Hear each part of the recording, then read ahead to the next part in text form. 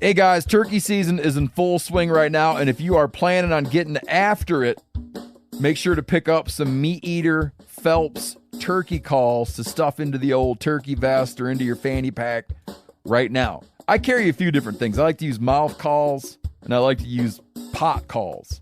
Mouth calls or diaphragms, I like them because it gives you hand-free calling, meaning when you're working a bird up close, you can have your gun on your knee, finger on the trigger, ready to roll, and still be making turkey sounds. I like pot calls because I just like pot calls. I enjoy calling with a pot call. Whatever direction you go, including a box call, which I don't personally use too much, but they're fun and great, and I started out with them. Yanni, on the other hand, one of my main turkey hunting buddies, he loves box calls. And what's funny is I'll now and then look to him and give him the look that means get out your box call and find us a turkey. So it's not that I don't like him. I just have Yanni use his. Then I don't have to carry it. Go to Phelps Game Calls. Get calls that are made in the USA and get calls that'll get them close. Find yours at phelpsgamecalls.com today. Hey, this is Tyler Jones, and you're listening to The Element Podcast. Tonight, I need you by my side. Hold on to me and keep me in the light. And when the shadows get long and the whippoorwill song is so loud that it hurts, I need to be with you tonight so I can stay on the bright side of the earth. All we ever do is sing. Casey, why do all we do is sing? Because it makes us feel better. I just realized that when we drive back from hunting somewhere public in Texas, all we ever do is just sing about how bad the hunt was. We even do it in the stand. And We today do. actually was a good day. Yeah. Like, we had a pretty good hunt. From about, 9 o'clock until 10:30 or 10:15, we saw a deer. Yeah, pretty much. It was pretty much almost solid. And we saw deer before that, too. Did we see deer before 9? Oh, Yeah. That's right. Yeah, they That deer showed come up in pretty earlier. early. Yeah. Today was a cold front kind of day. Not like a major front, but yesterday got very warm, and then today. Listen, you giving the weather report. Yeah, well, Stealing my thunder. It's a what report. So this is all about deer movement, Tyler. I'm sorry. But today was quite the temperature drop, and the does showed up earlier. That's Yeah. what we figured out. Yep. The does and the baby bucks. The baby bucks. We saw How more many baby spikes. bucks did we see? We saw at least 3 spikes, right? Maybe 4. Maybe 4. It's kind of hard to tell because spikes they don't have a lot of distinguishing features except for Bobby. Bobby. Bobby has a distinguishing feature. Roberto. Bobby the spike has no tail. Yep. He's I guess technically he's not a whitetail. So Well, that's right. He's no tail. we better just go ahead and abide by whitetail laws when it comes to Bobby, though, just in case. That's right. Yeah, we had a definitely- good hunt. Picked up our first decent bucks on camera today. We went and checked a card, and I don't know. It is pretty fulfilling to go and watch deer. We had a doe at like 15 yards with her eyes are just bugging out of her head. And Tyler is cracking jokes while this doe is right here at 15 yards. I'm just trying not to laugh so bad. Oh, and it's just a goat-looking sucker, man. She was, Got man. a 2x4 head. Speaking of goat, There's a tiny deer dead right there on the side of the road. How about that? Hey, how about that? We're in the truck podcasting. Can you believe it, Yeah. right? Can you believe it? Yeah. But today we're going to podcast with one of our really good friends who we've never met face-to-face, which is such a weird I deal. know, it just doesn't feel like that, Yeah, does but it? Sam Hogan is a guy who's been on the podcast probably 4 times now, I think. Yeah, a couple of big buck breakdowns. I'm going to say episode 4 because I always say episode 4. 5. Is episode Whit 5? was 4, I believe. It was 4. Yeah. All right, I was close. Sam was our second guest. Yeah. Well, he was our third guest, but our first guest was Zach Farrenball, and he can't figure out how to get his phone service. So, Ever. So, yeah, he ended up making it to our top 2 guests. Yeah, but we're going to have Sam today. It's kind of just an all-around great podcast. We talk about everything, but it's all centered around his very successful DIY elk hunting trip that also has some very Listen, implications on the rest of his hunting season. This is the best story that you've heard this year. This is the best hunting story. I promise you that. Yeah. Yes. Yeah. I'm with you, dude. Like, just all the things you'd want out of a story. Drama and perseverance, suspense. Yes. Murder, all this stuff. No, not actually. I'm kidding. Well, if you count the elk, don't say that. The antis are going to get us. Sorry. I know they listen to this podcast. Yeah, that's right. Especially when the art is a dead deer. This podcast is really good. We actually talk about a draw hunt that he's doing for whitetails, which reminds me, sir, you drew a whitetail hunt. Listen to you. You are just the best, man. I don't know about that. I do, man. I did draw a hunt in Texas this year, and so did a lot of people. We've been seeing. Apparently. There's some hunts that are easier than others. This one, I don't think is a very easy hunt to draw. I think I got lucky. I've only been applying for a few years, but this is it's a good hunt. I wouldn't probably say it's the best hunt or anything like that in the state. Or it's a top Texas hunt. It's probably a top Texas hunt, but there's definitely better hunts out there, I think, in the state. But this is a good hunt, good dates, and I am super excited about it. But I haven't had a whole lot of time to put in towards the map scouting and that kind of thing. Man, I haven't map scouted a whole lot since like late summer, really, since before the Gila, because dude, it's been so crazy, man, since we got back, and really since I left for Nebraska, I haven't even hardly had time to breathe, and so we did a little map scouting just a second ago. Pretty excited about it, man. There's a couple of opportunities. There's a lot of stuff in the air on these hunts. Like, from what I understand, you don't really know what things are going to be like until you get there a lot of times. And I'm talking about, like, even just the coordination of the hunt. Like, I've heard of guys, maybe you told me this. Was it I can't remember, some guy that, like, showed up for a hunt that was a really good draw hunt, and then he gets there, and the manager at the WMA is like, hey, this is for a management deer. Yeah. It's not for a trophy. Yeah. So you have to shoot one that I pick for you. Yeah. And he was like, what? It doesn't say anything about that in the brochure for the hunt or anything like that. So it's a little bit scary when you draw a hunt in Texas. I guess you don't really know what you're going to get out of it. It's all part of the fun, Tyler. I guess it is, isn't it? Yeah, just suspense, Public land proud, dude. That's it, man. You're so proud.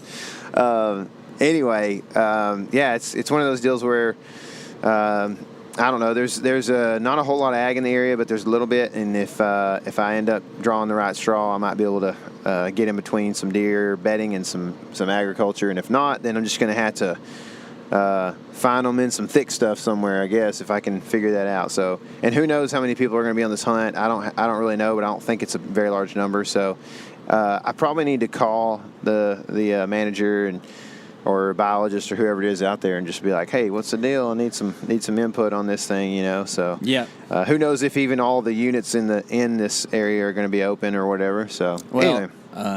Who knows, man? And that's so weird, the compartment thing, but I guess it's not that different than any other type of hunt that you would normally do outside of just going to a WMA, walk-in style or whatever. But if you have a lease or whatever, it's how you're going to do it. Like, oh, this is my area, or so. Yeah, I don't know. Yeah. I'm pretty sad that I don't get to go on that with you because it's a place you and I have talked about for a long time, and they actually are just restricting and not letting anybody else go in there. Well, and I mean that's part of the reason. The other part of the reason is you're going on an extremely incredible trip here. Incredible.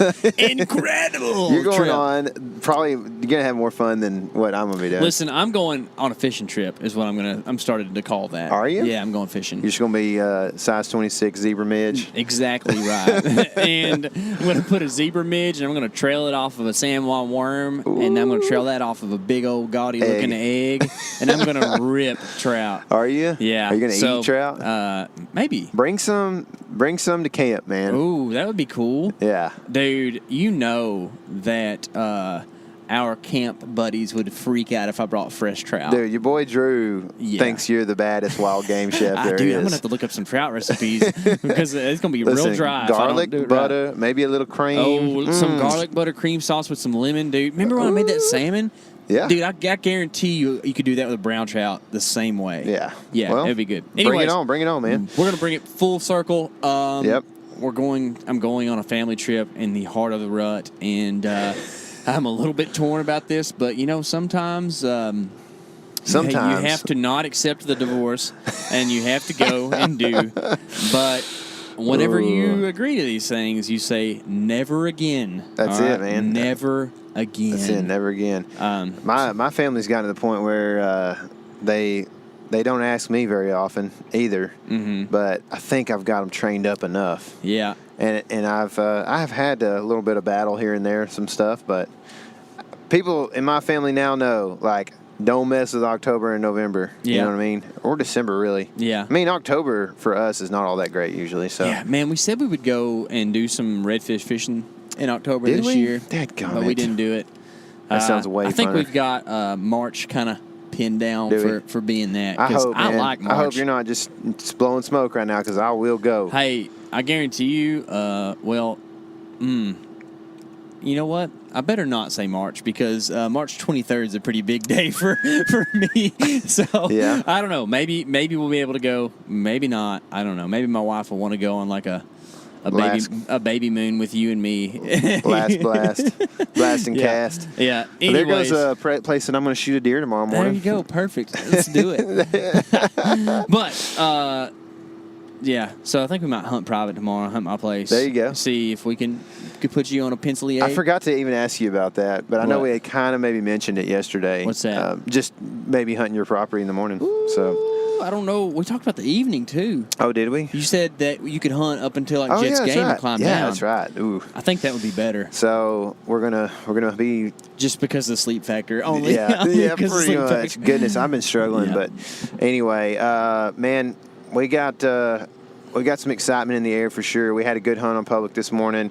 We're going to be trying to hunt some private over the next few days, and then next week I've got a wedding this weekend that I got to do. I got a church podcast early next week, and it is probably going to be, as soon as that's done, I'm zooming up north. Oh my goodness! And I'm going to be hunting in Iowa for the first time in my life. So, dang, dude, that's so exciting. Yeah. Or deer hunting, not shed. You know, I've been shed hunting, but deer hunting. So yeah, it's going to be an exciting. How many turkeys you going to shoot while you're there, dude? I think the tag's kind of expensive. Is it? I think so. Oh, that's. I mean, when you look at it, I mean, I'm going to be up there. I got 2 deer tags. There's a lot more meat to be had there, and probably going to have a hard enough time.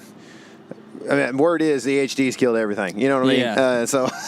Yeah, I'm gonna have a hard enough time killing a buck, apparently. But I'm excited about that tag. I really just want to focus on killing a deer that makes me feel like, you know what, it was worth putting in for 5 years. And, I think you will, man. It's gonna be awesome. I hope so. It's going to be awesome. Anyway, man, with all that said, I think it's probably time to get old Sambo on the phone and hear this crazy story that he's got for us. Let's hear it. All right.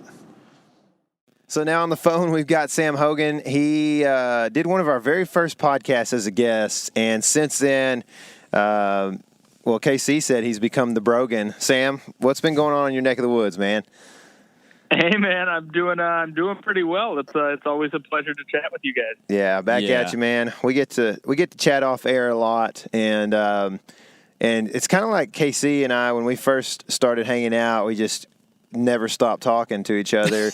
And so it was like, well, we might as well do a podcast. So it's kind of like the same thing here. It's like we just talk to each other so much, we might as well just do a podcast and talk about all this on the air, because you have some really cool things coming up for you, and something that's really interesting, unfortunate.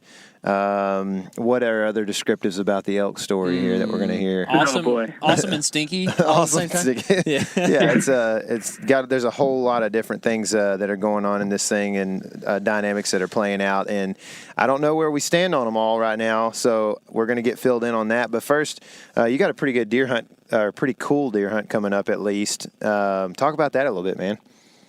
Yeah, time will tell to see if it's actually a good deer hunt. It's kind of cool, about as close to a backcountry hunt as you get in Michigan. It's an island, so you get a ferry 10 miles into Lake Michigan, and you get to deer hunt on this island that has nothing on it but apparently some deer.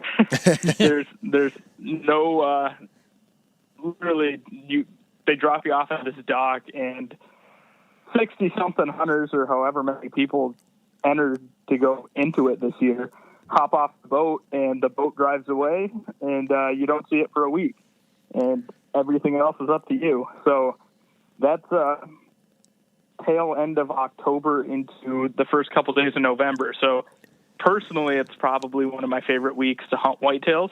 I feel like I've seen a lot of big boys running around that time of year, and yep. Here in Michigan, there's not that many places where you can go hunt that deer haven't been pressured. Mm-hmm. And this island provides one of them.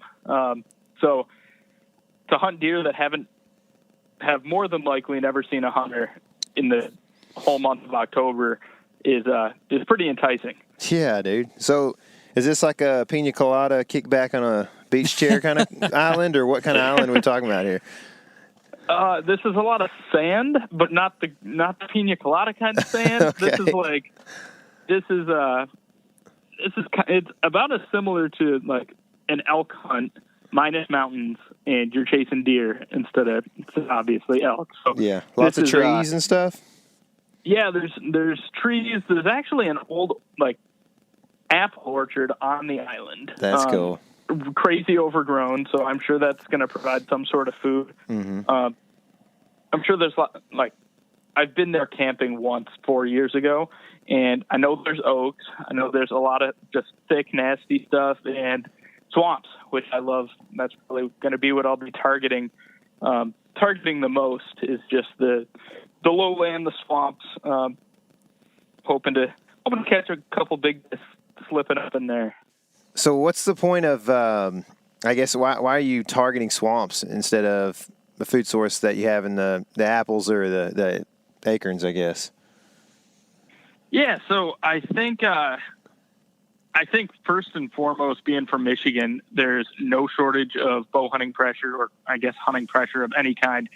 So I always kind of look for somewhere that most people aren't going to go to. Mm-hmm. And for me, and at least in Michigan here, the hardwoods can be pretty riddled with stands and hunters. And I think the apple tree is just overgrown apple orchard is just a little bit too obvious. Mm-hmm. And I'm going to try and get back into that thick, nasty stuff where a lot of people aren't willing to go to. Sounds kind of cliche, but yeah, that's where I've had the best luck. And that's not to say when I find a little oak island or something out in the middle of it that I'm not going to sit right there and bank on them popping out all that surrounding cover. But I don't think I'm going to key in on those big hardwood flats. Mm-hmm.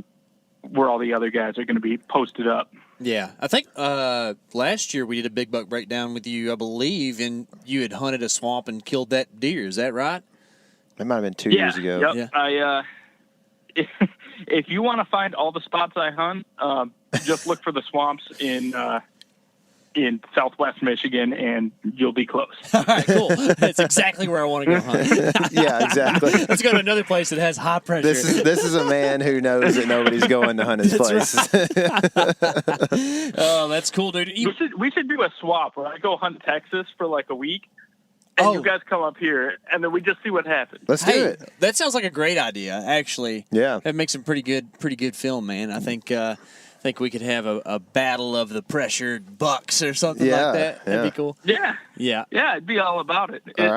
It'd probably be a little expensive and logistically challenging, but I'd be all about it. Yeah, well, next year it'll happen, bro. Yeah, Let's make it happen. We'll hunt the lull next year. That way it's extra challenging, okay? Yeah. All the deer just disappear out of the woods. Yeah, they stop existing for like 2 weeks. Yeah. We were texting about your island hunt a little bit, and you said there's like some type of hiccup or something that has come up about it. Is that right? Yeah, so the island hiccup is we're not sure exactly how it plays out here. This was the hunt I was probably most excited for as far as whitetails go, just for all the reasons we kind of just talked about.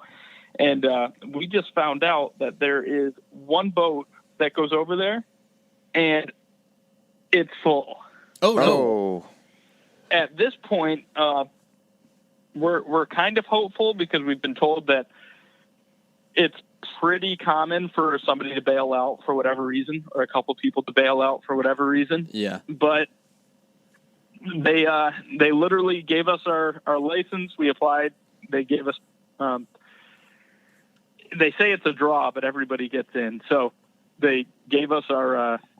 I guess we'll call it a license that allows us to hunt there, and then we go to call like a couple days later to reserve a spot on the ferry, and there is no spot on the ferry currently. So we're on a waiting list. Kind of hoping something opens up here, but we're getting down to the wire and have not heard yet. So we leave on the 26th, I believe. So we still got some time, but at this point, I do not have a way to get 10 miles across Lake Michigan. Is there like a possibility of hiring some guy with a bass boat or something? So the thing about Lake Michigan in November is that bass boats aren't going to cut it. Yeah, I can see that. There's some charters that I was looking. The boats, the ferry leaves out of Leland, Michigan, and most of your viewers have no idea where that is, but it's northwestern lower peninsula of Michigan, and there's a couple different fishing charters, and I, for just trying to find a ride, I looked into quite a few of them, and most of them don't go farther than like 50 feet deep in November.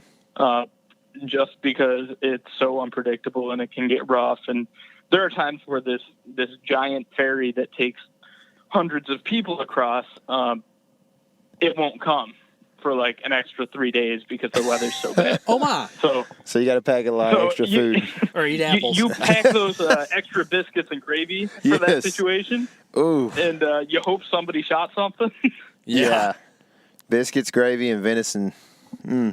Sounds like that's a good I mean, meal. worse things could happen. That's right? true. I'm telling you what, if it was just biscuits and gravy, I think I'd be pretty happy. So, Well, man, I hope that kind of all plays itself out. I didn't realize it's hundreds of people that are on this ferry. I think it's like around maybe 150 people. Okay, It's so a 15 square mile island. yeah, and everybody has the same drop-off point, and then you disperse from there. Yeah, and from what I can gather, the vast majority of people are within 2 miles of that drop-off point. Yeah. Oh, I can definitely see that. It's pretty similar to like like you guys are fresh off an elk hunt, the trailheads out there. Yeah. You've got your trailhead, and then you've got, I don't know, assorted camps and people nearby, and then you get out a ways, and all of a sudden all that human activity kind of drops off. So we were hoping to just put camp on our back and keep on moving. So that was that's our game plan if we can secure a spot on a ferry somewhere. Yeah, Man. That's awesome, dude. yeah, that's pretty nuts. So, are they all hunters on the ferry? Like everybody on that ferry is going to be a hunter, or campers and outdoor enthusiasts? What does that look like? It's all hunters. The cool thing about this hunt, and I'm in no way, shape, or form being compensated to promote this hunt. I just think it's really cool. You can use any weapon. You can kill as many deer as you want, and it doesn't count towards your Michigan deer tags. Man. So y'all can go out there and shoot 5 deer a piece? I could kill $5. Whoa. Granted, the flip side of that is you need to bring $5 from wherever on this island you killed them back to the dock. Yeah. But which yeah, I mean that can be a pain. But So I could shoot $2 here in Michigan. You get 2 buck tags. I could shoot $2 here before the trip, and then go out and shoot who knows how many. So does that mean that you're like there's a high population on that island? I mean, do you feel like pretty confident that you're going to see a lot of deer? So it's I wouldn't say I'm confident we're going to see a lot of deer. I don't personally know a whole lot of people that have done this hunt, and I know for probably 20 years ago it was pretty sparsely populated. Like there were not a whole lot of deer, but apparently they've been rebounding quite a bit. So I've seen some big ones being taken out of there, but the overall success rate is not altogether that high. Really?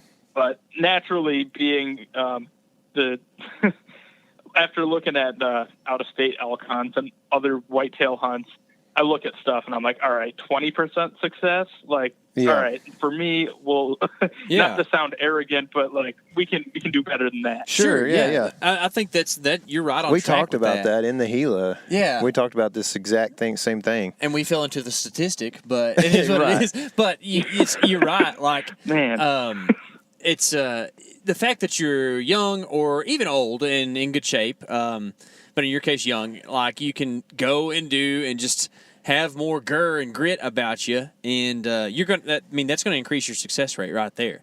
You know, and the fact that you've got a decent amount of hunting experience and you've hunted public land before, like, you know, kind of what they're going to do. Public. Yeah, exactly. And you're a killer, so you know, that always helps your success rate. So, I mean, crap, dude. Who knows? But I feel good about you for this.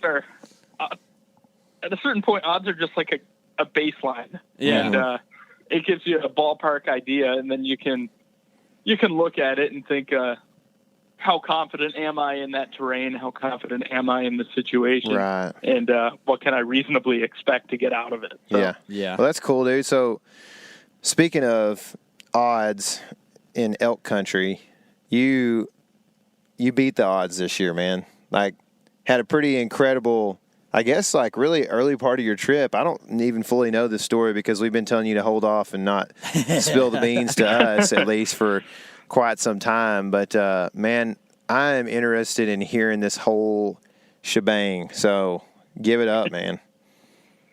Oh, man. Okay, so before I get into this, if at any point I start, like, just rambling and my words make no sense and you need to just cut me off, please do that. All right. This is a very this is a crazy story. Yep. So this year, sorry, I'll back up even more. Okay. Last year was my first ever elk hunt, and I went out third rifle in southern Colorado, over the counter, no draw units or anything like that, and it was a blast. I mean, I absolutely loved it. The only thing I came out of it was like, you know, that was cool. I saw a couple elk, didn't fill a tag, but I really want one to scream at me. Like, I want that, which I know you guys have had all kinds of lately, but well, we're just in full agreement with you, sir. Yeah. You just the bow hunter in me really wanted to give it a go in September when you could locate them, you could try and get after it, and that just literally, as before we even left the state of Colorado, I was saying I'm coming back in September. Like, that was it. And long story short, a lot of the guys that I went with for third rifle wanted to keep going for third rifle, which, I mean, that's what they've been doing for 10 years. I mean, certainly do not fault them for that. Yeah. I was just looking for buddies that wanted to kind of take a leap here and see what elk hunting was all about, because everybody I was asking was not an elk hunter. They were hardcore deer hunters, but they've never gone to Colorado, never seen the country, and a lot of them had families that they've got to leave for a week. So obviously all those things kind of present some challenges. But day one, we got out there I think the 5th of September, and in true budget fashion, slept the night before in a Walmart parking lot. Nice. I blew up the little climate air mattress, or the sleeping pad. Man, I sound like a total flatlander. I just called it an air mattress. Dude, we are too. It's okay. Yeah, dude. But blew that thing up. It was the first time I used it. I'd blown it up, but I had never slept on it. And then we just moved all the stuff that was even remotely valuable in the cab of the truck, and we both passed out in the truck bed and woke up at 3 a.m, drove to our spot, and had our packs loaded up and climbed a mountain. And we had done a ton of preseason kind of map scouting, which I'm sure everybody does, and podcast listening. I was going back to September, October of last year and listening to you guys talk about Casey's bull, and the year before that, I mean, I was just digging and just trying to get every like tidbit of information out of every sentence. I didn't know what to expect. It's completely new to me and certainly to my buddy who came with me, what we were going to run into out here in September. So we got out of the truck, and spot A, we had spot A through F that we were going to, if spot A wasn't producing, we were going to go to B, B to C, C to D, whatever. So we kind of had this overall game plan, and spot A was a pretty easy access, honestly, and we just wanted to put camp on our back. We were planning on being here for at least a day, at least one overnight, so we had everything to camp out there with us. Climbed up this mountain, this is, you can do all the research in the world, and then you step out of the truck and you're like, well, crap, now what? Like, yeah. Do I make that squeaky thing that I've been working on for a long time, or do I like bugle right at them? Like, what am I doing? Mm-hmm. It's kind of that, you can prepare all you want, but it's nothing like doing it. Oh, I know. And I agree, man. It's the coolest feeling. I mean, you're kind of like giddy. It's like your first day of school, but it's like elk school, and they're going to teach you a lesson. And that's at least how I feel. Mm-hmm. And when we got up there, we started busting some animals. So not being that familiar with elk, never getting a visual, we weren't quite sure if I was pretty sure they weren't mule deer because they weren't like hopping, but we were like, all right, so that's a bear or an elk, and we keep bumping stuff. So we'd call and nothing would answer, and we're like, we got to the top of the mountain and we were aiming for these benches on the other side where we thought there might be some elk bedded. And I look at my buddy, and we just bumped another elk, what we're assuming was an elk. And we're like, there's a lot of people on social media, a lot of people who hunt elk that just run around screaming like what we were trying to do, just bugle and bugle and bugle and just try and get a response from an elk that's ready to play the game. And we looked at each other and we're like, I don't think they're ready to play the game right now. Like, I don't think that game is going to work in this OTC unit. So I had listened to countless of podcasts, and I couldn't tell you who said this or who instilled this little bit of knowledge. But they said something along the lines of, if bugles aren't working, just cow call. Like, you can walk 50 yards and cow call, and a different elk could hear you. Like, mm-hmm. just keep cow calling. And I said, okay, we're going to try that. We've spooked enough somethings to make me not that confident that what I'm doing sounds even remotely close to a bugle. We're going to switch gears. So we were both standing on a log, and I gave a cow call, and we were just at the top of this bench that we wanted to hunt. And we were both kind of down in the dumps looking at each other like, we keep scaring these things. Let's switch gears, see what happens. Cow call, and immediately we get this response, and neither of us are elk hunters. So we're like, is that one of them birds that sounds a lot like the cow call I just made? Like, that just keeps answering me every time I make any sort of noise. Or is that like an elk? It wasn't a bugle, it was like a mew. Mm-hmm. But neither of us have heard a mew before, so we're a little confused.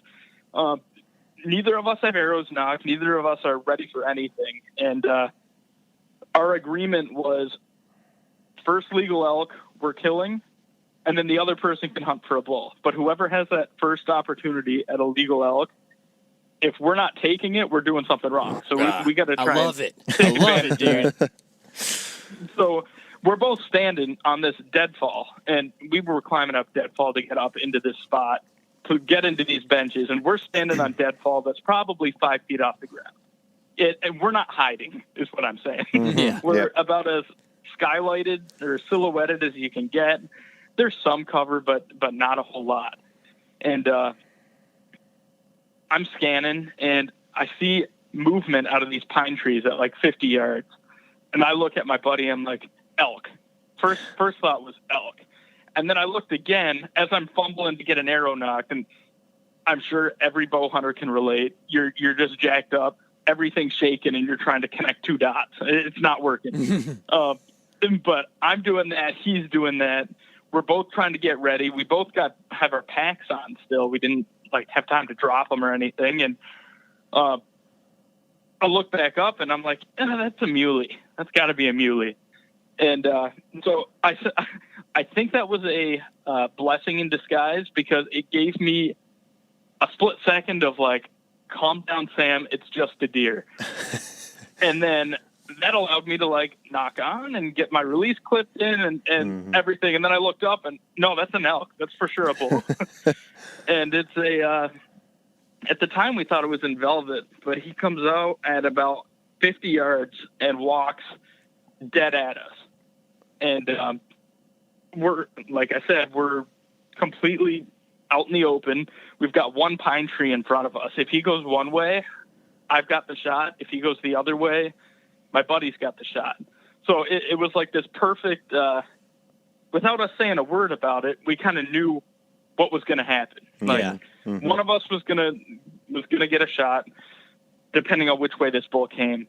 And he's real slow, just kind of, I don't know what elk hunters call it, but meandering through. Like, he's not amped up. He's not bugling or anything. He's just coming to check out whatever made that noise. And as he was coming in, he gets to about 30 yards, and I'm like, dude, if I don't draw on this thing's face right now, like, I'll take a frontal shot all day at 30 yards.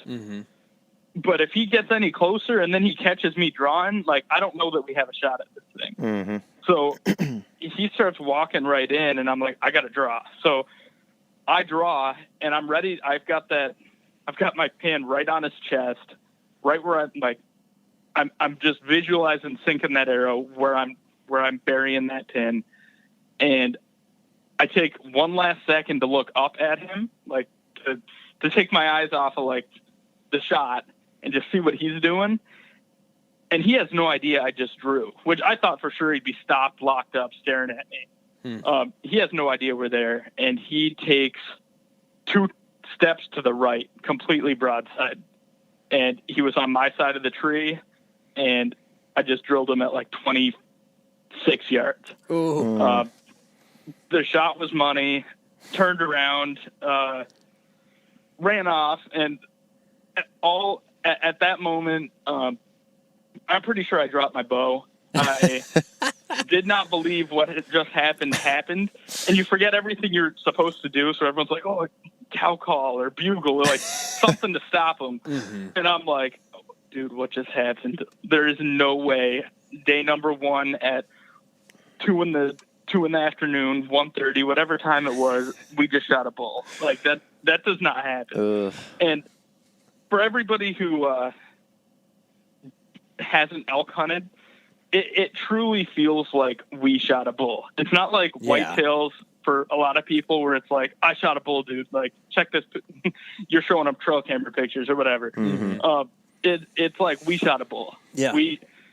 We did this. It's too big of an accomplishment to be like one person's thing. And it was immediately just cloud 9 elation. Like, could not even believe that just happened. And I kept saying, like, we're not going after him, but we heard him crash. We heard him pile up, and we were 95% sure that he was done, but we waited. Realistically, it was probably like 35 minutes, not the 2 hours I was planning on waiting, but we were too hyped, man. And went in after him. Arrow went through, but it was hanging out by the fletching, which we could see when he turned to take off. Yeah. So we knew he was kind of taking the arrow, and there was a clogged exit hole because of the veins.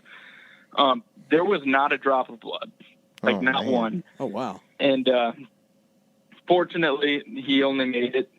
He only made it about 60, maybe 70 yards. And I'm pretty sure upon walking through where this bull came from, I'm pretty sure we woke him up with a cow call. And he was taking a little nap. We woke him up, and he just kind of meandered in. Like, there was a lot of luck involved. Sure. Is what I guess I'm trying to say. I think this guy was just a little loopy, and we rudely woke him up, and that was it. But either way, absolutely not complaining. Just unbelievable hunt, and to be part of the 10% Colorado OTC archery success on day one was just not something I could have ever dreamed of happening. Dude, it's crazy, man. It's crazy. That's, yeah, I mean, the fact that you were there, though. I'm pretty sure I had people bumps. Yeah, I mean, you were saying that it takes a lot of luck, man, and it takes a lot of luck with deer a lot of times too, man. I mean, any time that you shoot something big game, man, it takes a lot of luck, or there's luck involved. And but I mean, you were there. You know what I mean? Like, you bought the tag, you went west, and you were there, and that's what, you know, that doesn't happen. You don't, a guy that, you know, stays at home and just deer hunts, he doesn't get lucky. You know what I mean? For when it comes to elk. So. Oh yeah. And if you're listening to that right now, and that's you just got to do it. That's right. That's right, dude. It's one of those things that at first, like last year when I went out, I was like, how much is this really going to cost? And I was kind of worrying about all that. I mean, and it really is not a fraction of what I thought it was. You can do an OTC trip with a couple guys, like, for $1,000. And that was one of those things that, like, I don't want to downplay how much $1,000 is. Like, that's some dough. But we'll start saving $100 a month right now. You know what I mean? Yeah. Like, it's when you look at it that way, $1,000 is a lot when you got to pull it out of your August check. You know what I mean? But, like, when you look at it like $100 a month, it's not nearly as big a deal, you know? No, yeah. Like, pretty much anybody who wants to go could go if they just did a little bit of budgeting or frankly just valued it enough to put aside $100 a month. Yeah. I mean, that's all it is. And for me, it was a goal since I left last year, and I just really wanted to make it happen, and I could not be happier that I did. It was just one of those deals that you just gotta, to your point, you just gotta be there. Yeah. That's awesome, dude. I'm stinking proud for you, man. It's just so cool, and just not that, like, I helped you in any way, but I got to talk to you while, like, you know, when you were going on your first one, and then about this one too, and it was just a big hype fest, you know, and it's just so cool to see. I love seeing dudes just go and pursue their, like, what they want to do and get it done. It's just the coolest thing, man. So huge congrats. I've told you a couple times, but I can't tell you enough times. It's just so awesome. And you know what else is cool is that I really dig that point you made about, like, it's our bull. And that's how I felt on all the bulls that I've killed. That's not that many, by the way. But, you know, the ones that I have shot, like, it's that your phrasing was so good when you said it's just too big of an accomplishment to claim by yourself. And, you know, like, you don't – Tyler and I love to whitetail hunt. So do you. But, like, splitting meat of a whitetail, yeah, it happens. But it's not, like, a big deal that people do. But, like, man, whenever you go kill an elk, like, it's just kind of a given. Like, this is everybody's elk. It's like that tribe mentality, you know, like almost like your Native Americans out taking this thing. Like, everybody gets to take some home with them, you know, and it's just a different critter, man. They're so neat and so different than what we're used to. And I think that's one of the things that makes them so intriguing for us flatlanders, to go out there and lay on our air mattresses and chase these things that scream. It's just pretty cool, man. Oh, dude, you nailed it. And if the kind of go into that the meat care and the dividing of meat conversation, it's not like you back a four-wheeler up to this thing and drag it across the cornfield back to the buck pole. That's right. That's not. Hey, that's not what you do. We laugh on and all in good fun, not like making fun of people, but like when you see a whole elk in the back of a truck, you know that these boys is at an outfitter. You know what I'm saying? It's a little different deal. Yeah. It's a little different. Not that there's anything wrong with that, but I just ain't living in that world right now. So like I'm right there with you, dude. Like that pack out's tough. How far was y'all's? So ours was closer than we made it. Yeah. If that makes sense. Yeah. And this we had to climb some pretty much cliffs to get up over this mountain to the benches on the other side. And the only thing we could think of as we were standing over this elk, like in complete disbelief at the amount of meat we're going to have to pack back. Yeah. Was we're not going down that cliff with this on our back. Like we'll die. We're not doing that. Getting up was sketchy enough. Like my buddy's got kids he kind of wants to go back to, and we didn't want to do that. And obviously I care a lot about my well-being too. Yeah, but you got a girlfriend, so yeah, there you go. Yeah, exactly. I have not past tense. Yeah. Present tense. I have a fiance that was willing to let me go out there. That's right. I forgot. Yeah, dude. fiancé. Sorry, I'd I'm sorry. like to at least go back so I can go for another 10 days. Yeah. No doubt, man. So when you packed it out, I mean, what is your buddy thinking? Like, is he like ready to go back out there, or what's going on? So I'll give you the pack out story. Kind of segues into the rest of this Colorado trip. So this story is about 20% over. You can fast forward if you really want to. I apologize, but it's good. You're going to want to listen to it. First, real quick, I wanted to extend an offer to you listeners out there. Christmas is like 2 months away, and if you want to get yourself an early Christmas present or start shopping for a friend or for your dad, Manscaped has offered our listeners a 20% off discount code.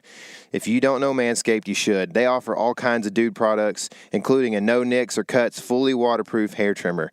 They sent me one, and I'm stoked to have my wife use it when she cuts my hair. KC, who's going to cut your hair? I probably will do a little haircut mode. Really? If it performs as good as it did on my face the other day, I bet you I can just do it myself. Dang, man. That's pretty slick, man. Cassie will probably want to watch. Yeah, definitely. I think the whole world wants to watch if that ever happens. So we'll see when we get to that. They also sent some hair and body wash, which I like because it smells good, but it's a light scent, not too overwhelming, so that us whitetailers can smell good for date night on Friday and rinse it off on Saturday morning to go hunting. Anyway, you can check out what they have to offer at Manscaped. That's the past tense of Manscaped. So Manscaped with a D.com and use our code ELEMENT20, no spaces, to get 20% off your purchase. That's Manscaped.com and the code is ELEMENT20, no spaces. All right, go, Sam. So we went up here planning on spending at least a day or two up in this general area. So we have pretty loaded packs. Keep in mind, we're flatlanders, like 35 pounds is probably pretty loaded to us, but we're looking at this stuff like we've got no room to pack anything on this. So we've got them all. We had obviously game bags and stuff. So we worked it out, got all the quarters off, got the back straps, tenderloins, neck meat, took the head off, put them all in all the quarters in game bags, and we said we got to go back to the truck with the packs fully loaded, the head, the neck, back straps, and loins. So like everything that's not a quarter, we were trying to pack out on that first trip out. So we tried to avoid the cliff, which led us all the way around this point and down to a road, which ended up not being at all faster. So that we left the carcass at about probably 3:00. We didn't get back to the truck until dark. Man. And it was a drop everything off at the truck, make some food on like just the side of this little road, and we had it in our minds like we're going back up. We did not kill an elk to have bears get to it tonight. Mm-hmm. So it's dark, and we're like we're emptying our packs. We're going back. So we did that. We rigged up with flashlights and emptied our packs, and we actually had a separate frame pack for the highly unlikely occasion we actually shot something. Yeah. So we swapped that out and started working our way back up. And it was dark. We were full just because we had dinner, and it was going to be an all-nighter is basically what it came down to. And we had already put on quite a few miles, and day one, you know how you're feeling after day one, you're pretty sore. Mm-hmm. So as far as physical shape goes, you're like, man, this is going to be rough. But you don't know how rough until you get back up and you try and put 2 quarters on a front quarter and a back quarter on your backpack. Ooh, that's And then over you're like, 100 okay, pounds, yeah. man. Ooh. That's what we did. We're like, we're not doing this again. We're doing one trip and we're going down the cliff. And In the dark? Down the cliff. What? the local we found out later locals call this a walking buffet. There's lots of bears here. Yeah. Oh. We saw a few of them, and we're walking through the dark with a bunch of we're buffets. That's all there is to it. Yeah. And we're not fast ones either. Yeah. Imagine. And, so yeah, we got back up there. We threw a front quarter and a back quarter in our packs, and we're climbing through the worst deadfall on the way back down that I've ever seen. I mean, like 3 trees piled up top, like on top of each other. Mm-hmm. We would set our packs down because they're probably somewhere around 100 pounds. Set them down on a log, and we'd sit on a log, and we'd find ourselves both sleeping, like just instantly. Like our survival skills were at an all-time low. If anything wanted to have a nice, easy meal, they could have had it. Dude, that's the military status right there. That's the worst part of the military training is what that is. I have no experience in there, but I'd imagine that it's something similar. Like literally multiple times as we're going down, and the next day, we looked at each other like, that's the hardest thing I've ever done. Like bar none, the hardest thing. And it was so bad it ripped my buddy's pack. So we're about a quarter mile, maybe a little more away from the truck, and we had done one of our little stops where we set our loads on a log, and we just kind of like sit there for a second. And this whole time you're falling. I mean, you're trying to support 100-something pounds, and you're trying to navigate deadfall. And Yeah, you did lean you a have little trekking bit one poles? way, and we did. So Okay. those were a lifesaver. Oh, yeah. Like you need those if you're packing out meat. Yeah. Oh, yeah. Yeah. That I think I actually got from you guys as I don't know if this quote was from you or some of my other buddies who have been out there before, but they said it's like the 4-wheel drive of packing out. Yeah.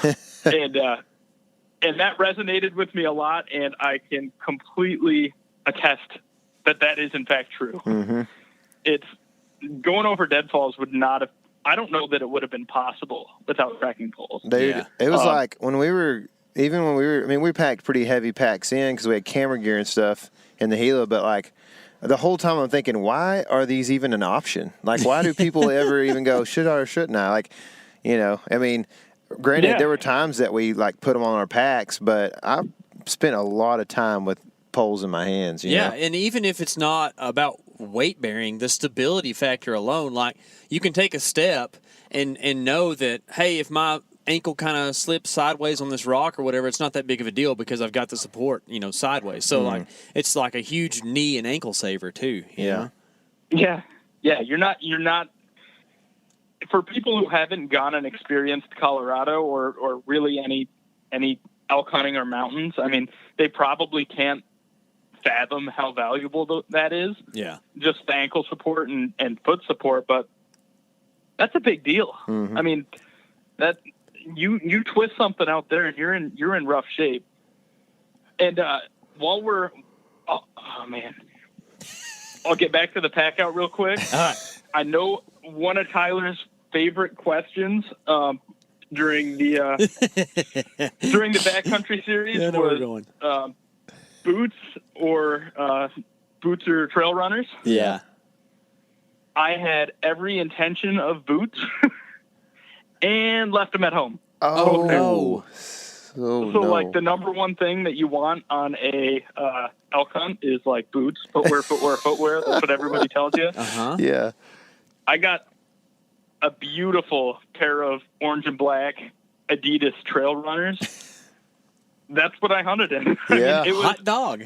I got some soles for them, but I don't know that I'd do it a different way. Like those trail runners, like I think it was a fortuitous mistake. Wow. I like that. Fortuitous mistake. How about it, dude? Yeah. Sam Hogan just dropping bombs over here. Just all kinds of. I did not expect you to say that, Sam. I thought you were going to be like, it was the worst mistake ever. But no, like, that's cool, man. Yeah. That's cool. No, maybe it's because I try and be like the optimistic side of everything. But yeah. I was walking around. I'm like, my buddy's got boots. I'm like, bro, your feet look kind of heavy. Yeah. Like, I don't want to be calling you out right now, but like I feel pretty good in these little foam things. Like, I'm doing all right. And he didn't like it. He wished he forgot his boots. But if I go back, which I will be, for another September hunt, it'll be a couple pairs of trail runners and merino wool socks are a must. Yeah. There you go. Sorry, that was a little bit of a tangent. No, it's a good tip. Remembered that I forgot my boots when you were talking about ankle support. But as far as the pack out goes, my buddy rips his pack a quarter mile away from the truck. So set it down, picked it up, whole thing ripped off. Oh my gosh. And this is not a hunting brand pack. This was a backpacking pack that was rated to, I'm sure, half of the weight limit that we were currently putting it through. So none of this really surprised either of us, but it kind of left us with like it's 4 a.m.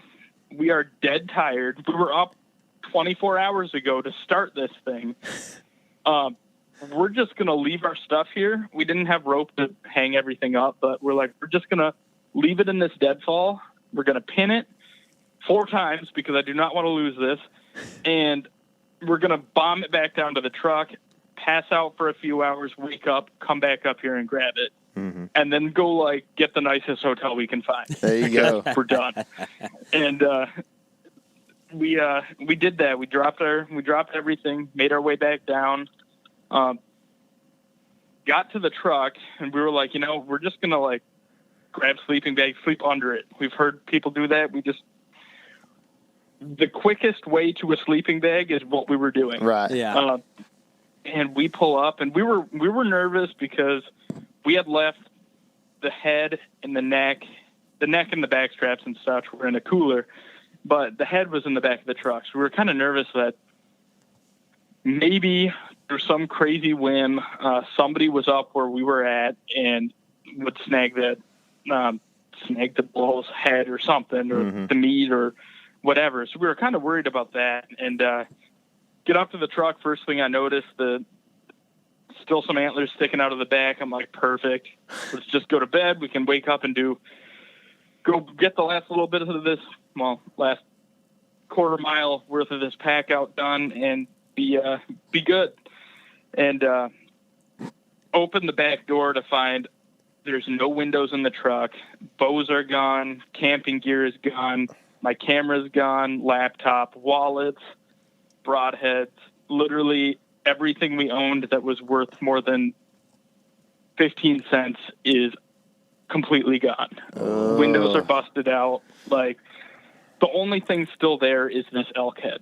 Oh, man. And Golly, the one thing dude. I was worried about, right? Yeah. The one thing that's still there. And I was super prepared going into this. I had 2 different bows. They were both broadhead tuned. They were both 2 different identical bows with single pin sights. And I don't want anybody thinking I'm Mr. Moneybags over here. They're like $200 bows. So before everyone's like, well, no wonder you can afford a Colorado hunt. Yeah, exactly. So we're stuck at this trailhead that isn't really even a trailhead, but it's like the end of this tiny little, it's not a marked trailhead. Yeah. I'll say that. We're just at the end. We're 3 miles from the main road, and we have 0 cell signal. So we're trying to call 911 after just hiking up this thing, shooting a bull, packing it out, dead tired, can't get signal. We're walking another mile or so, we don't even know, back down this road to try and get signal. We finally get it. It starts raining. It's straight out of like a who makes those terrible movies? Hallmark. Straight out of a Hallmark movie on elk hunting. And we're both miserable. I think at one point we both sat down in the road trying to get cell signal and fell asleep. Oh my gosh. Like, I'm pretty sure that happened. And cops finally showed up. We're sleeping. They showed up like an hour and a half later. We're sleeping on seats full of glass, and we're both out. Like, oh my gosh. out cold. We were exhausted. Long story short, which I'll try and make it short, we have to get this truck rekeyed. So the guy who broke into everything had the key, but didn't know that he had it. It was in a duffel bag, and he stole the duffel bag, which contains nothing but socks and underwear. So I'm not sure what he was thinking. I think he was just grabbing everything. Yeah. And so we had to go get this truck rekeyed. We had to go get new windows put into it. So we got it towed to the hotel. We got a hotel that we paid for, but we didn't sleep in because we had so much going on. We had to cancel credit cards because he got both of our wallets. The tow truck driver was extremely generous, let us borrow his personal vehicle. So wow. The next, we got back into town. He dropped off his personal vehicle, hopped in his tow truck, and took the truck to Durango, which is the next closest Toyota dealership, to get it rekeyed, because only Toyota dealerships can rekey Toyotas. Meanwhile, I have his personal vehicle, and I'm going back up to this elk to finish packing this thing out. So that Golly. I get up, I start packing this thing out. Wait, I'm so the pretty sure meat's I still 400 yards up the hill? Yeah. Okay, Yep. gotcha.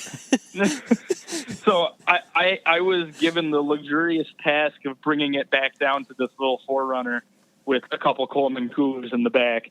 And in my lack of sleep the night before, the second I got those suckers to the bottom, I fell asleep next to the truck.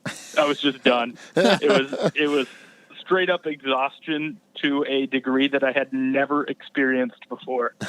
And it was, I won't say by any stretch that it was not worth it, because it was all worth it. But it was, I've honestly never been that tired in my life. Mm-hmm. Yeah. So it gets kind of crazy. I'm sleeping under this 4Runner. My buddy is in Durango getting the truck rekeyed, and he gets a fraud alert from a credit card that he completely forgot about. And he gets an alert saying that at Discount Tire, also in Durango, somebody is running his card for $1,400. And he looks at the Toyota dealership guy, and the guy looks at his phone and says, dude, that's across the street. Oh my! And I know the guys who work there. Like, we're buddies with the owners. So they go run it. They literally on foot sprint across. I don't know what the main drag in Durango is, but I saw it later, and it's like a 6-lane road. Oh, it's dangerous. Yeah, I was there this summer. Yeah, it's a real. You think like the main drag in Colorado? Okay, it's like a dirt road that 4 horses go down. But no, this is a real thing. They went sprinting across that, ran into the back of Discount Tire, where like the guy who is getting wheels and tires put on his stolen truck is in Discount Tire. So they're trying to do it discreetly, say like, hey, how about you guys just make this truck last a really long time because cops are on the way. They take a picture of the license plate and send it to the cops who are on their way, and they're like, that's stolen, like, just stay a safe distance away, we'll be right there. They pull up, the guy runs, and they tase him. And long story short, this guy has 2 hotel rooms full of hunting stuff, multiple stolen vehicles, stolen 4-wheelers, stolen trailers, stolen gun collections, everything from like 3 different states. This guy was accidentally, and for the life of me, I don't know how this happens, accidentally released 10 years early from New Mexico prison, 6 months prior to this incident. Oh my gosh. Golly. I don't know how it happens. Well, I Yeah, think how does I that cannot happen? wrap my mind around that. the abbreviation NM has something to do with it. It's just all, I'm going to say. Probably does. Yeah. But And, golly, man. It's so they ended up catching him. It gets kind of. I've got to be careful not to be too abusive to the state of Colorado's Justice Department, but like it was miserable. They kept telling us like, all right, come here at this day, and we're staying about an hour away from Durango, and they wanted us to come identify stuff to see like how much of our stuff they still had. So like 2 days after the incident, they call us back, and we drive all the way back in, and to our surprise, he has everything still. Like every single item that was stolen, he still has. And we're like, awesome, this is everything, like just load it up in the truck and be done. And they say, nope, can't take it. It's evidence in a crime. But we're going to try and appeal it, like just hang tight for a few days. And like this whole time, we've got another elk tag, and we don't have a bow to go chase elk with. Yeah. It kind of leaves us in a little bit of a rough spot. We went to, you guys might get a kick out of this. We went to Walmart and got some $14.99 spinning wheels with my buddy's wife's debit card, which was still working, to go fish. Nice. We just wanted to do something. Yeah. And, Well, you got a free fishing license with your elk tag, so you might as well. I mean, that's the state of Colorado's taking care of you, If you view man. that as free, then yeah, we did. Oh man, did you catch anything? Oh yeah, it's lots of browns and rainbows. It's always a good time fishing out there. Yeah. But oh man, this guy stole our socks and our underwear, and we couldn't get them back. So like, we went to Walmart, we bought socks and underwear. We were in hotels for days. We were getting food because he took coolers full of everything we had. It was a mess. We were at one point we were thinking we were going to have to go like begging because we had no money to our name and no wallets and no ID. Like we couldn't go to a bank and say, hey, this is what happened, because they don't know who we are. Yeah. Like it's a whole different level of like, we're kind of screwed. Like it just, you don't ever think that it happens, but it happened. And we were told that we were going to get our stuff back and to sit tight. And long story short, time came for us to go home, and our stuff was still not returned. And at this point, it looks like it will be up to 2 years before we get any of our stuff back. Jeez, man. So it's being held for, I don't know, evidence. Like they photographed it and they took pictures of serial numbers and documented everything, but the actual item, for some reason, is going to help get this guy put away for longer. Which I don't fully understand. I'm not going to pretend I understand the justice system, but that doesn't seem to make sense to me. Yeah. So, and at this point, we're on the hook for, I mean, I totaled it up. And this is just my side of it.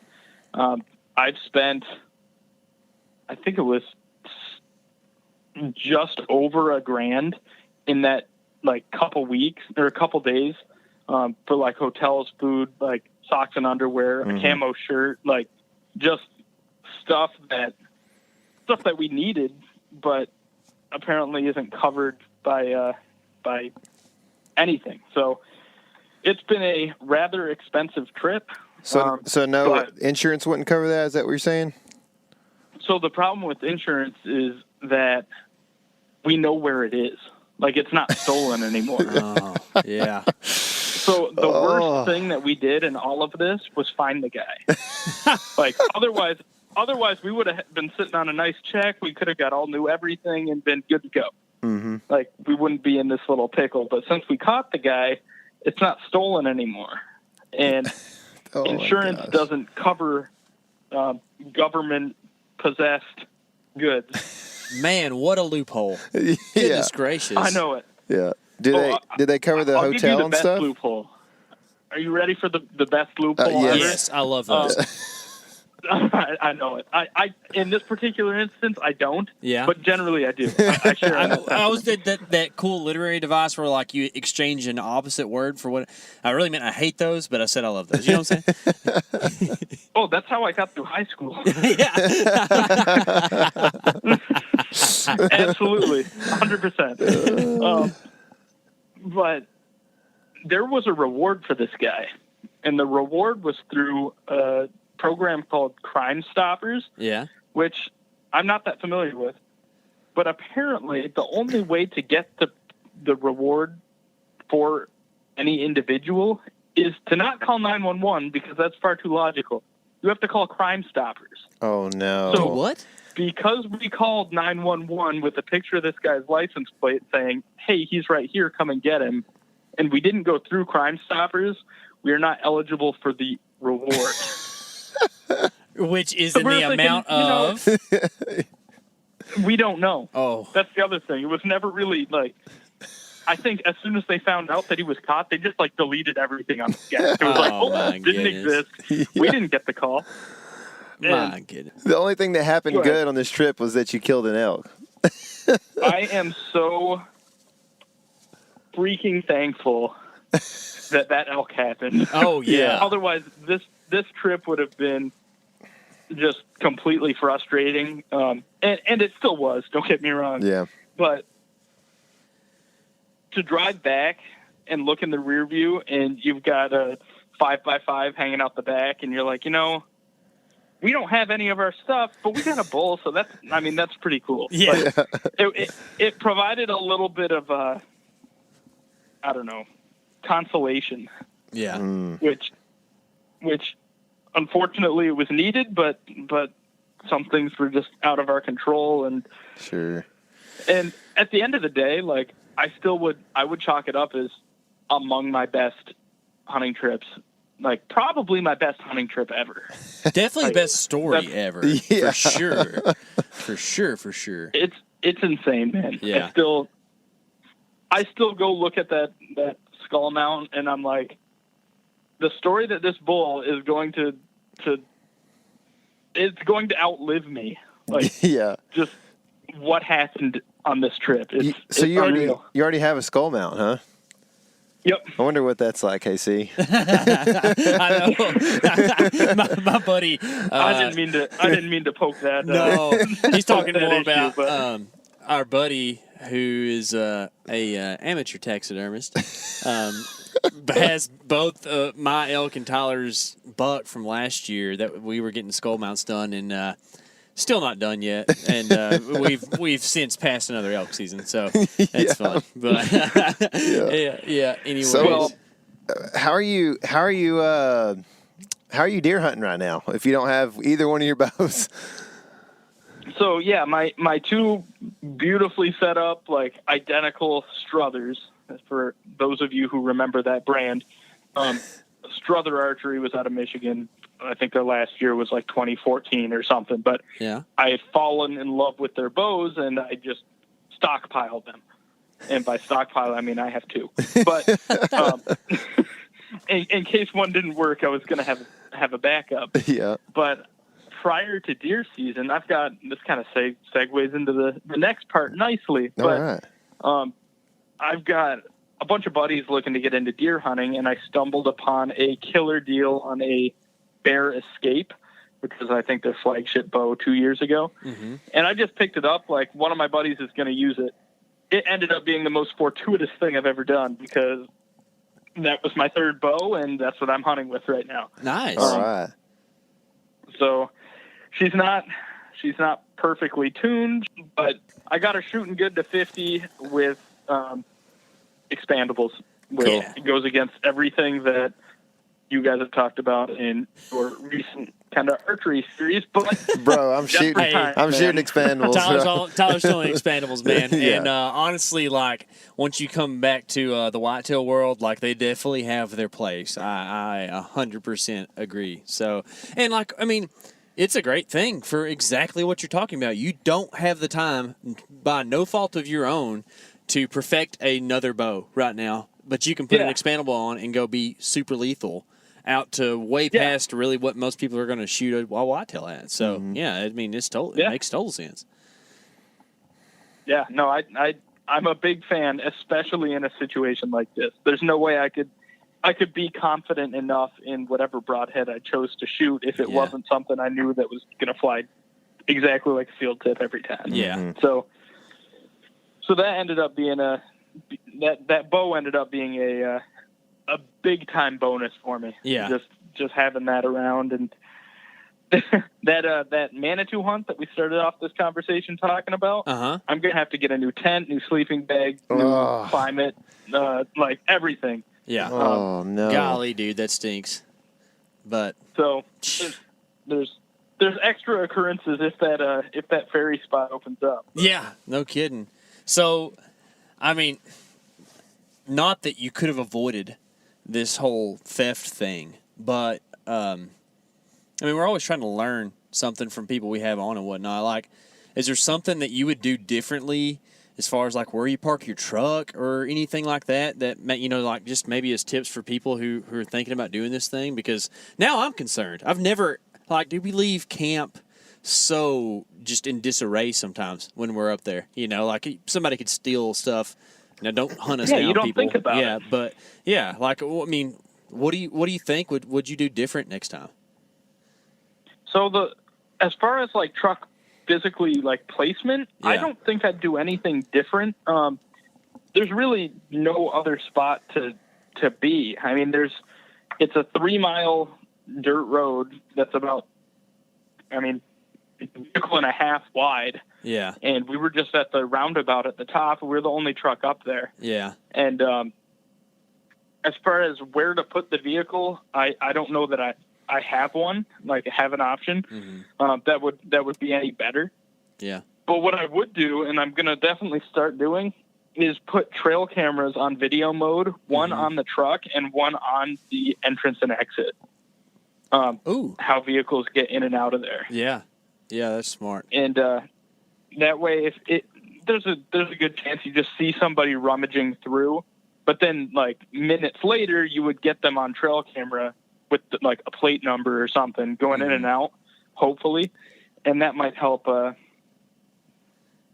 least try and identify who it was, what time it was, and maybe lead to their arrest. But those frankly, get you don't want to confiscated find for it. evidence too, though. You know, so I mean, what do you?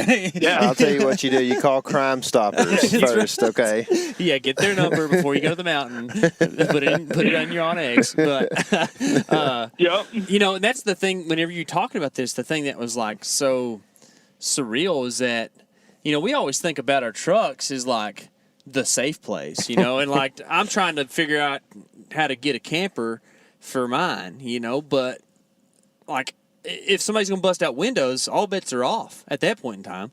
Like what do you do? It's just like you just gotta just deal with it. I guess it's just part of the risk, but it just stinks, man. When you told us that Go ahead, Pat. that you had had your we hadn't heard the story in full, but we knew that Sam's truck had been broken into. Yeah. And so when we went into the Gila, I was like finding just like I was afraid that I wasn't going to get my stuff back out of your truck whenever we got back, because we were hiding stuff in the most crazy places behind seats and under seats and everything else. So I was a little bit worried that I wasn't going to, I was worried that I was going to forget what all I'd hidden for one. And then for another, like I almost didn't get my computer out for a while there. Hey, no lie. I just gave Tyler back a hard drive that he forgot he had hidden in my truck yesterday, I think. So, it's a real thing. It's a real problem. Yeah. Yeah. For sure, man. But dude, I'm sorry that happened to you, and I'm glad that you still have the vigor for it. And I'm glad you killed that bull for sure, because I know that's definitely still, it's kind of a Band-Aid, right? Like you get to at least eat some elk meat and look at a skull, so that's cool. Yeah. But yeah. I hope there's a 370 in your near future to make up for all this. Oh boy. I can't even say that. I was going to say the closest I'm going to get to a 370 is your most recent YouTube videos. That's the closest I got, That's as too. close as I'm going to get for a long time. Yeah.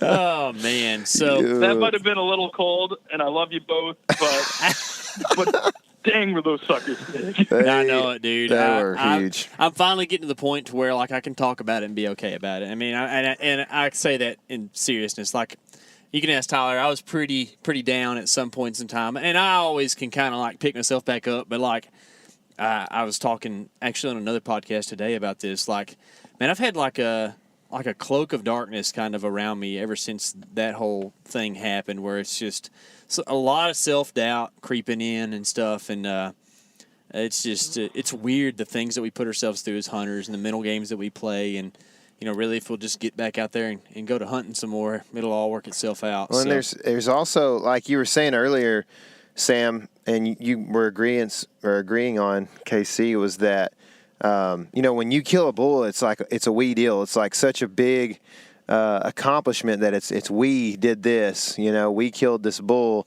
and kind of in the same aspect when that happened, it was kind of like we didn't get it done. Like there was this, like you were just saying, the mental side of things. Like, dude, I battled the mental thing, especially when you're on the trip and it's hot and you're not hearing bugles and you're whooped from going in 7.5 miles to a camp, and then hunting out from there. Like your mentality starts to break down. And I truly, like a few days after that, had to just like completely find a way, which this is probably also like getting over that first couple of days soreness, but like I found a way to just be like, you know what, like we just gotta get after it and hunt better, because this feeling sorry for ourselves kind of thing is just not doing anything for us, and it's selfish on my part just to be help you kill a bull. Yeah, exactly. Yeah, I mean, I need to be a good hunter for KC. I need to spot more elk and sign and everything else, so and Tyler is great about that, and he's super giving, super selfless on these things. But whenever that all happened, like I couldn't help but feel like I let him down, because honestly, he's the dude there without a tag, and I am the guy with the tag, so I have to be the trigger guy, and just didn't pull it off. Dude, it comes like it's like a football game though. It's not. The last play loses it for everybody in everybody's mind a lot. Yeah. But it's the other parts of that game that really matter. There's more than one play, and sometimes it's only a few plays, it seems like, but there are always more than one play. And so when you look at like how either one of us may have made a decision, because when we hunt together, we listen to each other well, no matter who's hunting. I mean, like there are a lot of times that KC's the trigger man, and I make a decision for us essentially because he thinks, you know what, it's not a bad idea. Let's go do it, or whatever. And so, and vice versa. So like, I mean, it could have been either one of our faults that you didn't have a 25-yard shot frontal because there was an oak tree. I did listen to you to say take a couple steps. Well, yeah. So there you go. Like, I mean, but there's no way of knowing. Right. Yeah. But it is kind of. That's just it. I mean, I do the same thing. I mean, the number of times that we've talked about like getting our stuff stolen. So like, man, imagine if we just did one quarter and we went back the next morning for the rest of the quarters. Yeah. Like, we would have been back in time to catch the guy stealing the stuff out of our truck. Like, there's so many variables that, like, I think it's human nature for us to sit there and be like, what if we did this? Or like, what if we did that? And there's just like you guys talking about, like, well, what if I took 4 steps to the left? Or what if, like, there's questions that can't be answered. Oh, Dan, and I think that's we what if for 3 days, maybe 10 days straight. Excuse me, what's today's date, sir? Still happening. Yeah. And that's just, but you know, it can be unhealthy to do all that stuff, but at the same time, that's going to be the thing that sharpens you and makes you a better hunter. If you can take it and make it motivational and not something that breaks you down or tears you down, you know. So I think even on hunts that we're successful on, if we do that more, because on those hunts, like, you've got this feel good thing, right? And you can be like, well, you know, it all worked out, but what if we did this, this, and this, you know? And sometimes it might be more difficult to go back and look at your mistakes whenever it all works out. But you're not thinking about them. Yeah, but I mean, we all know that every hunt is a series of mistakes until something goes right. You know, that's pretty much how it goes. So I like that. Yeah, no, you're absolutely on it. Yeah. So you were talking about that third bow that you have that you actually got for some of your buddies. And part of, you know, we've been talking some this summer and whatnot, and you've kind of got like a cool thing going for this deer season where you're being a pretty selfless guy and kind of like doing your part, man, like, instead of just talking about it, but like getting new people out or like reintroducing people back into the deer hunting thing. Tell us about like what's going on this season for you. Yeah, so there's been a lot of talk around the whole hunting industry about how hunter numbers are down, and a lot of people say that, and obviously it's true, but I started looking at it like, well, look, I work in a spot where I bet you there's a lot of guys that want to go, and I did a little bit of it last year, but last year I guess I wasn't. It was kind of me first. I wanted to go shoot this buck. I wanted to go do this. I had a buck pinned down, and I didn't want to go and hunt public and help a guy get a fork horn or something or his first deer when I had all these desires. Like I was looking at this 10-point that I've got trail camera pictures on, and I'm like, man, the day I go elsewhere is going to be the day that he steps out. I mean, that's how it would have worked. Yeah. And it took me until late.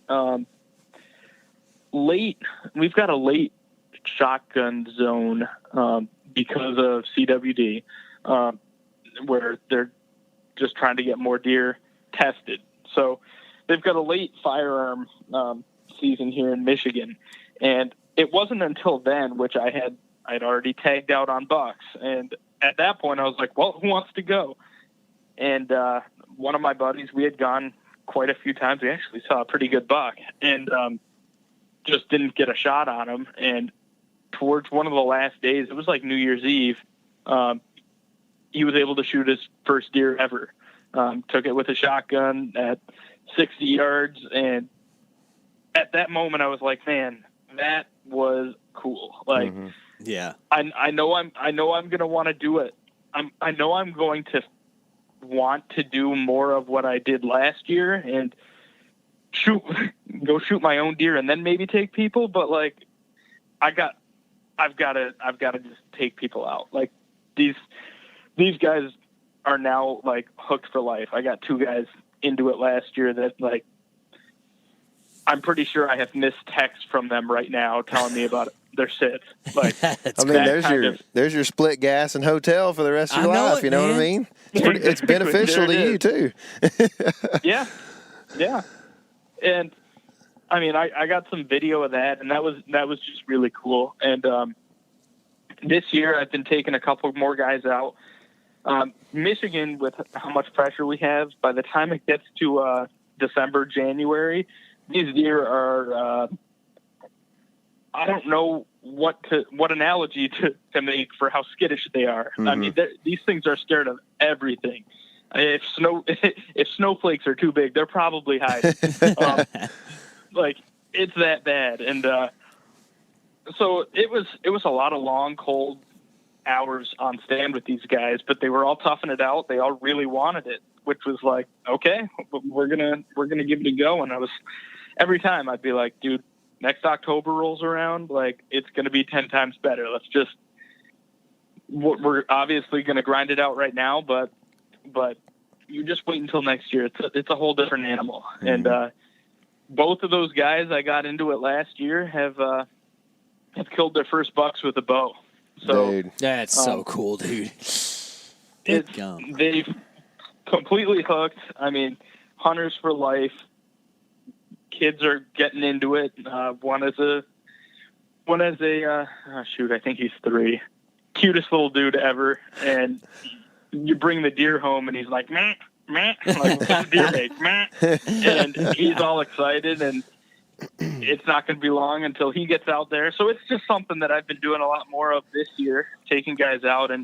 And for anybody who hasn't done it, it's honestly one of the most rewarding things that you can do. I mean, to get somebody this passionate about something that, I mean, we're all extremely passionate about, and just getting one more license buyer out there, one more guy who's gonna pass it on the right way, just to kind of ensure that we can still do it in the future. So that's it's a little bit of my soapbox, and it's something that I've become increasingly more serious about the more I do it personally. Man, it's super cool. Like, it's so mature, man. Like, for a guy your age. I mean, you were like 13 when you first came on the podcast, I think. But I don't know. You've grown. You've definitely got a few more years on you now. But you're still just young dudes taking guys. Like, this is what 50 and 60-year-olds should be doing. And it's pretty cool that you're doing that. And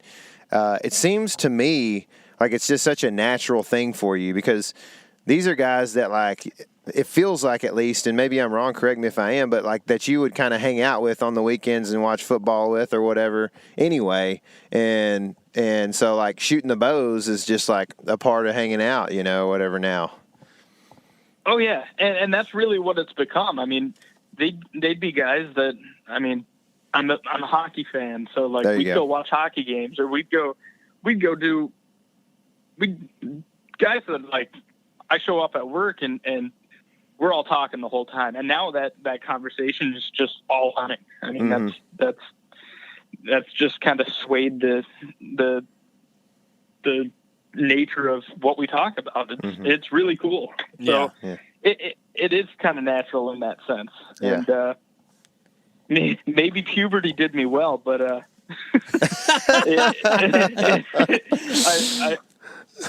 don't know. I would do it all over again. It's been a blast, and honestly, I mean, I've told my buddy who shot a deer this after he shot it, but I'm pretty sure it was more exciting than if I was the one who just shot it. I don't know, 130 or something. I mean, it was. I was so fired up. I mean, I've been trying to get some footage for you guys. Yeah, we were hunting a chunk of public that I'd been in a couple times. I knew there were some deer, and I didn't even bring a bow. That's it. And we were sitting there, and I was actually short a tree stand, so I was hanging on by my lineman's belt. Nice. It's a budget saddle. Yes, I can't pay Dude, for one that's of a them whole nother podcast, because I've been pondering this thing in my mind so much. All right, but yes, I'm glad you did that. Let me tell you, you're not going to want to be wearing, like, uninsulated rubber boots when you do it. Want something with a little stiffer of a sole, because my feet were aching. Yeah. But it worked. I mean, I was hanging off the side of this tree. He was in my stand, and little buck comes in. He looks at me. He says, like, there's a deer here, and I can't see the other side of the tree because hanging on for my life. And he's like, there's a deer here at like 30 yards. So I like pulled the camera out, and I've got it on the arm, and realize I can't film it, so I'm freehanding it.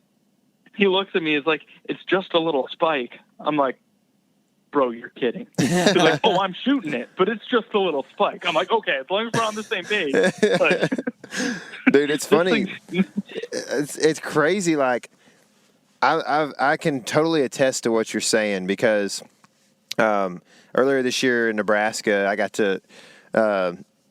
I think we would have hunted together either way, but my buddy was up there with me, and he lost his release the first morning. And so we had to hunt together and share a release, you know? So, and dude, he shot, his first public land buck, his first velvet deer, and it was a tiny little 3-point. I'm sure you've seen it, but, I watched it. Dude, I almost shook out of the tree, dude, and it was not even cold, you know? And so, I mean, it's just like, and when KC was having that standoff with that bull in the Gila, that I don't know how you can't hear me breathing. I think we can hear your heartbeat in the video. I mean, dude, it was beating so hard. Like, I don't know that my heart has ever beat that hard for, that long. I mean, it was insane, dude. So, I know what you're talking about, man. It's crazy how, and I almost wonder if it, like, the fact that you're not the shooter and you don't have very much control over the situation is like a part of it. But, like, man, it's a cool feeling. That's exactly what I was going to say. Yeah. I bet you it is, because it's not you have nothing to do with this. Like, right. You're just a fly on the wall that's got, like, heart issues now. I mean, that's it. Yeah. What's interesting is that I have the same feeling from Nameless, your 2017 public land buck. Yep. And the night before Nameless, we talked to you on the phone for a big buck breakdown. That's right. So, dude, talking to you for us is good luck. So I'm pretty stoked for multiple reasons to be talking to you on the podcast right now, Sam. Just so you know. Man, just give me a ring at any time and be like, hey, man, this is just the obligatory good luck phone call, and I'll think of something to talk about. Yeah. I mean, it won't be hard. I mean, we could talk about duplex cookies if you want. Right. I mean, I'm all about that. And I knew you liked that. You're on Eastern time, so like we'll be getting up early and heading to the stand, and maybe it's like a day that you're not going hunting, and then you already be awake, or there we go. Or you will be in the stand, and you'll be like, stop calling me. No, I'll answer, because I will. If you guys call me and it's like daylight, I'll be like, they killed something. They want to tell me about it. And I'll be so pumped that there could be a buck in front of me. I'd probably answer the phone. There you go. Well, dude, you mentioned that you were trying to get some video for us, and for the listeners, I just wanted to kind of, I guess go ahead and formally say it. Sam's going to be hopefully giving us some content to put out there. So if you see a guy on the YouTube channel that you don't recognize, that's probably Sam or one of his buddies. And I just think it's such a cool initiative, or whatever that you might call it, that you've got going here with your friends and that kind of thing, man. And it just seems so infectious, man.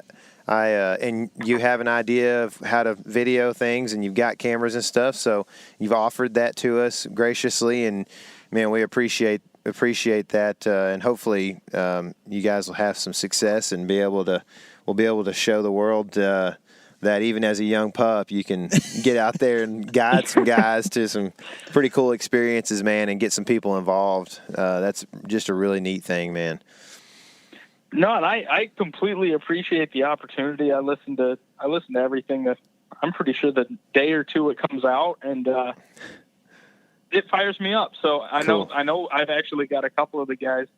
I know they left you some reviews. We were one short of that trail cam, but hopefully it's working good for you guys. Are you a little sour about that, man? No. I've heard that you guys are putting it to use, so yeah, we are. I'll live vicariously through you boys. There you go, man. I almost hated to do that to people, but I didn't. I didn't hate it. But I didn't feel that bad, really. Yeah. Well, that's cool, man. Well, I know we've been kind of long here and taking some of your time, man. And you're Sam Hogan, our friend, not Sam Hogan from some brand that's trying to push some product. So we appreciate you getting on the phone with us, man, and just giving us some of your time over the last hour and a half or so. So anyway, look forward to seeing you and your buddies, how it all goes, how the season goes for you guys. I hope you get to go on that island hunt, man. Man, there's just something about you, man, that it gets it done. And that's why you've been on the Big Buck Breakdowns, and that's why, you continue to kill elk in OTC, places and that kind of thing. And, man, I think you're going to have a great season this year, man. So I'm excited to follow it. I appreciate that, man. Yeah. It means a lot. For sure. Yeah. So anyway, I guess we will be chatting with you throughout the year, man, and good luck over the next couple weeks. Oh, for sure. I'll be sure to keep you updated, and you guys stay in touch as well. Yes, sir. We will, brother. All right. We'll see you. Man, that's a crazy story, man. I like it. It stinks because, like, I think a lot of people prep for that, but it seems like it hardly happens to anybody. I know it's happened before, but like, you just kind of never think it would be you, man. And then the next thing you know, you're walking back to the truck and all your windows is busted out. The worst part is that it's completely unavoidable. Yeah. It's not like any type of laziness or carelessness caused that to happen. Right. It's just something that some terrible person did. Yeah. And I guess the worst part is that because they caught the guy, they're now being punished, for lack of a better word. Yeah, man. Oh, it's just so frustrating. It's one of those deals that's like you just got to just submit fully to these people who could care less about helping you out. You know what I mean? Yeah. Like, that's just that's such a hard concept, man. It is, man. So, And I feel for old Sam. It stinks, dude. Yeah. Like, man, do we know a better hunter? I don't know, dude. Like, there's a couple maybe that come to mind, but man, honestly, like Sam kills things every year on public land, on private, whatever it is. It's usually on public, as far as I know. And I mean, went elk hunting. The second time he's ever been, he kills a bull on day one. First time archery. Yeah, that's right. Yeah. So anyway, yeah, that's cool. He's a cool dude to know, man. He's all over the game, and apparently the robbers are all over him. They are. And not them little birds you see in Colorado either, the real ones. That's right. Anyway, guys, there's a few things that we're releasing right now. A couple of our first episodes from public land here in Texas. The hog video released, and seems people like that. Yep. That dude had some big old cutters on him, man. He did, man. I got his skull at the property over there. And what's crazy is that like the coyotes drug the carcass like 50 yards, so I thought it was like all gone. And then I had to walk around and pick up teeth that go in the skull. But I got all 4 of the tusks now. Did they eat him? Dude, gone. Yeah. Yeah. That's good. Gone. Fed some coyotes. I did. Coyotes and buzzards. Maybe they won't be eating deers. Maybe not. But yeah, they are very large cutters on this pig. Yep. And I really, it's funny because I've shot so many pigs, right? Like they don't scare me the least little bit. I know some people are a little bit scared of them. You don't like them in the dark, which I don't really like them in the dark just because I don't want them running into my leg and tear my ACL or something, you know. But like looking back on the video, I was very close to a pretty big critter that like knew I was there and didn't care. That's kind of weird, you know. Yeah, it's almost like you see some guys with bears, you know. Like, they'll be really close, and it's like that bear really knows that it's the baddest thing around, you know. Yeah, that's kind of how that pig was. He's like, I want this corn worse than I'm worried about you. Yeah. So, yeah. But that took care of him pretty quick. So that was pretty fun, man. That's I guess the most recent season video, and then we're gonna have these season videos in that playlist coming out about our public land hunts that happened here in early October, and hopefully we'll kill a deer soon because I'm hungry and also would like to show y'all that. Anyways, hopefully that's going to happen soon. Buck activity is picking up. We had chasing this morning on public land, which was crazy. Yep. And fighting the last time we were out. Yeah, man. How about that? But if you watching these videos, you'll see us running around, sometimes at least, in some orange Element T-shirts that are public lands approved, sir. Dude, they're so soft, man. They're nice. I'm you wearing wore yours mine right today. now. I put mine on this morning and then decided to take it off because every time that we go hunting in October, I have to wash my hunting clothes because you get so sweaty. Yeah. So I didn't want to sweat it up. Yeah. So I didn't wear it this Well, morning. it's kind of like, why wear it in? It's dark. Yeah. You know what I mean? Exactly. I got a vest for the other stuff. But some places you don't have to wear it. But that's another story. That is. Isn't that a very unique story? We should have somebody on to talk about that How sometime. about that? Yeah. But then we might be liable to wear it all the time. Yeah, exactly. Yeah, guys. So y'all just be sure that you're subscribed to the YouTube channel so you can see when all these videos drop. For those of you who are subscribed and who are watching, we really appreciate it. Thank y'all very much. Also, you forgot to mention where you can get the shirts.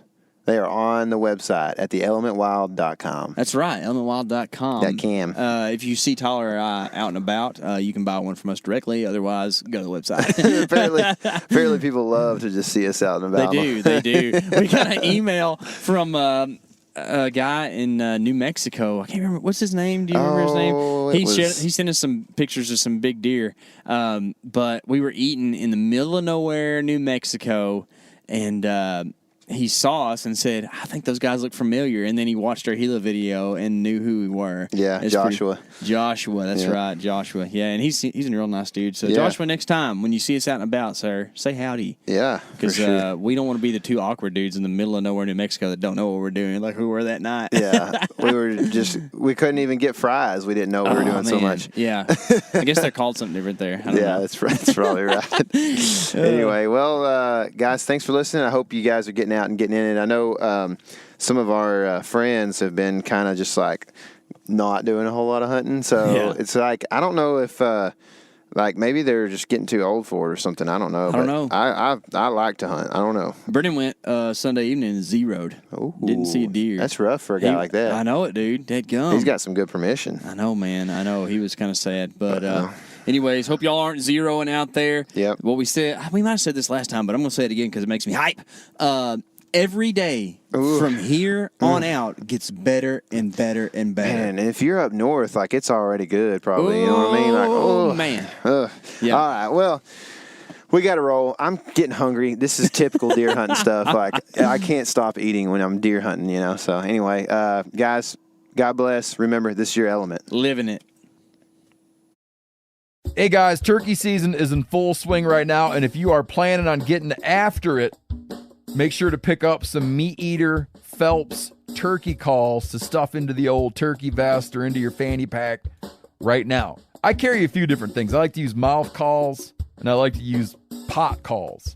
Mouth calls or diaphragms, I like them because it gives you hand-free calling, meaning when you're working a bird up close, you can have your gun on your knee, finger on the trigger, ready to roll, and still be making turkey sounds. I like pot calls because I just like pot calls. I enjoy calling with a pot call. Whatever direction you go, including a box call, which I don't personally use too much, but they're fun and great, and I started out with them.